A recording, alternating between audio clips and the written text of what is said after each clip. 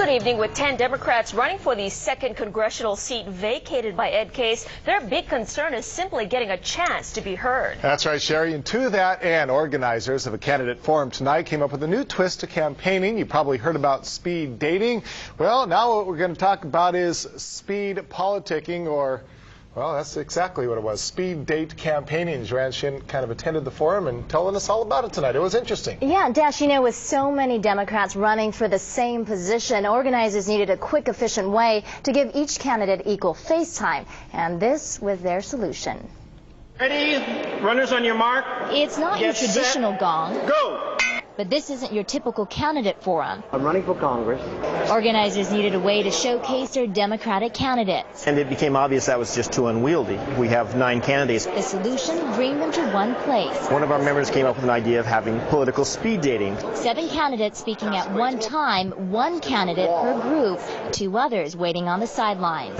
2 candidates will be catching their breath, maybe spying on the other candidates and hearing what they're having to say. A great way for Josh Frost to weed out contenders. It's not a debate forum, so there's no sort of grandstanding. It's more personal. And when it came to topics, nothing was off limits. From the war on Iraq, the first thing that we should do is get out of Iraq. It brings me back to the need for us to have a plan to remove our troops. To taxes. We have too much to do in reversing the bad tax policy. To views on abortion. But fundamentally, I think the government should stay out of a woman's decision and a woman's right to choose. Even though they had only 9 minutes running from group to group, candidates and voters seemed to think it was time well spent. Whatever issue concerns us, we're able to ask a question to them directly. In one night, I can hear where all of them stand.